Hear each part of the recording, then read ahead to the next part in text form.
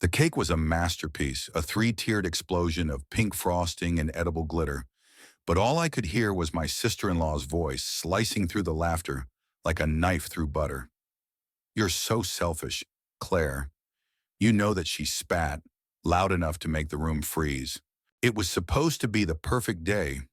My daughter, Lillian, was turning 6, and I'd spent weeks planning her birthday party, pouring every ounce of love into the details, the unicorn-themed decorations, the bounce house, the custom cupcakes shaped like tiny rainbows. Lily deserved this. After a year of hospital visits, chemo treatments, and her brave little heart fighting leukemia, she was finally in remission.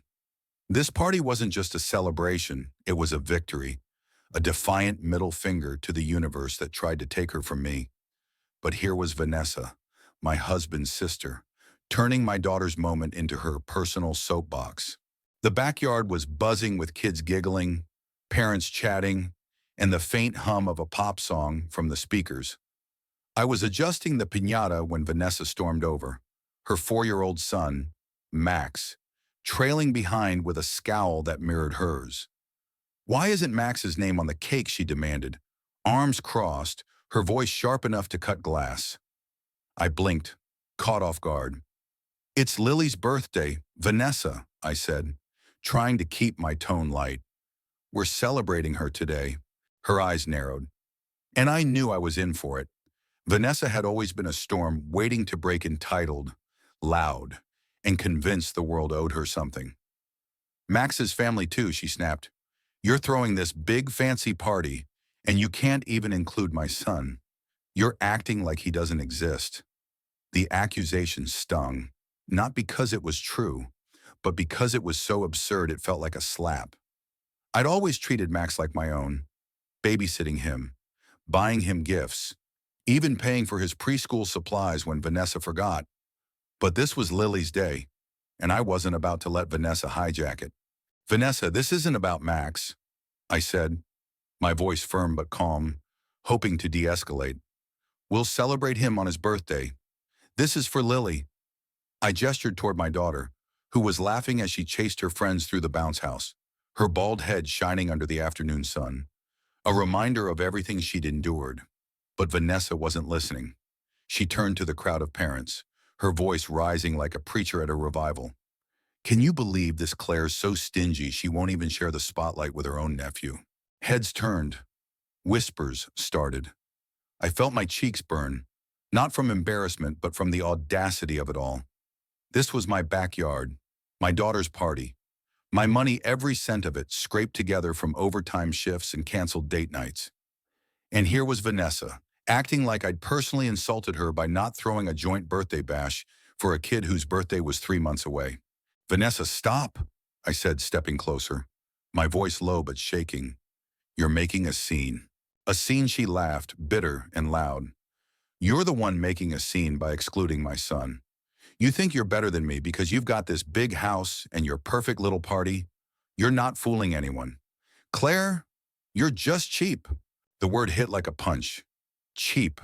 After everything I'd done for her family. After the nights I'd stayed up worrying about Lily's medical bills.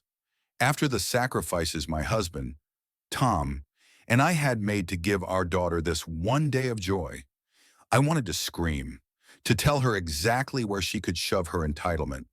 But I caught sight of Lily watching us, her big brown eyes wide with confusion. She didn't understand why her aunt was yelling, but she could feel the tension, and it broke my heart. "Enough," I said, my voice cutting through the air like a whip. "This is Lily's day. If you can't respect that, you need to leave." The backyard went silent. Even the kids stopped running, sensing the shift. Vanessa's face flushed red, her mouth opening and closing like a fish out of water. For a moment, I thought she'd back down, but then she grabbed Max's hand, yanking him toward her. "Fine," she hissed. "We don't need your pity party. Come on, Max, we're going." Max, poor kid, looked bewildered, his eyes darting between his mom and the bounce house he'd been playing in minutes earlier. "But I want to stay," he whined, tugging against her grip.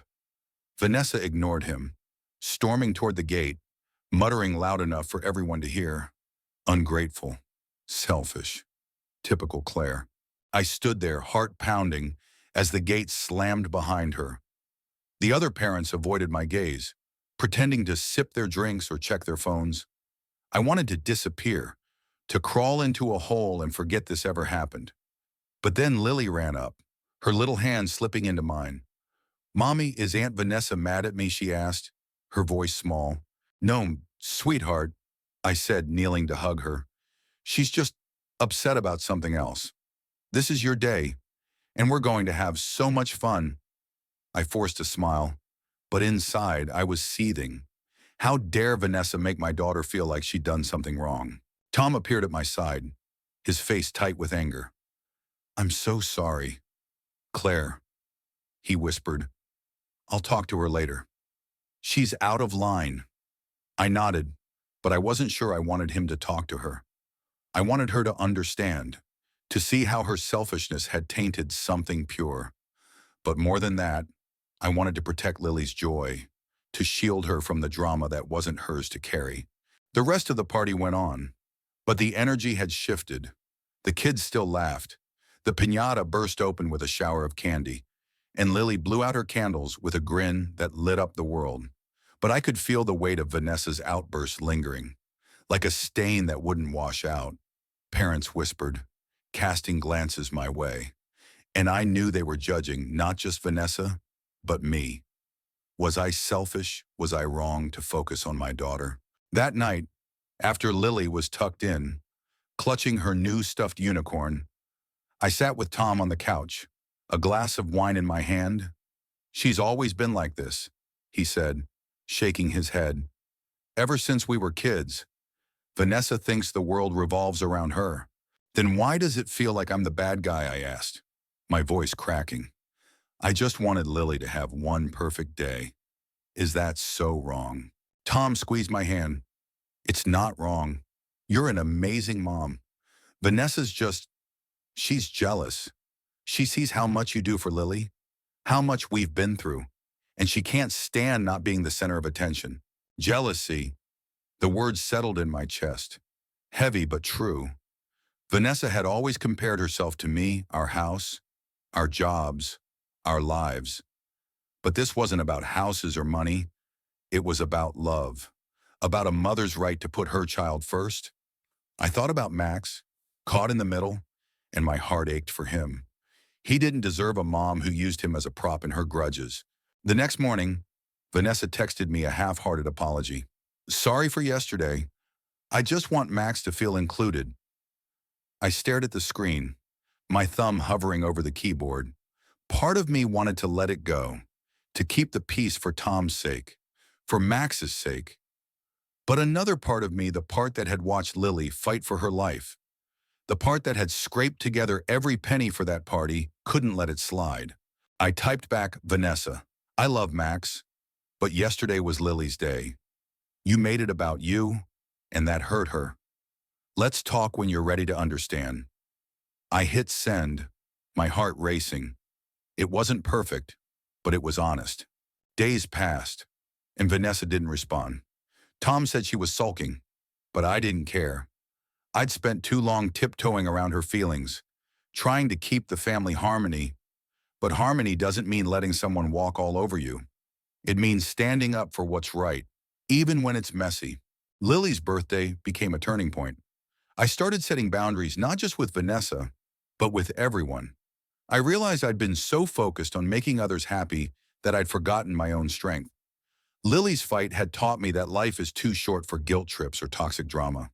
I owed it to her, to myself, to protect our joy. Weeks later, at Max's birthday, I showed up with a gift and a smile, but I didn't bend over backward to prove anything. Vanessa was polite but distant, and that was fine. I wasn't there to win her approval. I was there for Max, for Lily, for the family we could still be if we all chose respect over resentment. This story isn't just about a party gone wrong. It's about the battles we fight for the ones we love, the lines we draw, and the courage it takes to stand firm. Was I right to put my daughter first? Was Vanessa's outburst about fairness? Or was it something deeper? I don't have all the answers. But I know one thing: love isn't a competition, and no one should have to apologize for celebrating it. What do you think? Was Claire selfish for focusing on her daughter? Or was Vanessa out of line for demanding more? Share your thoughts on family, fairness, and where we draw the line.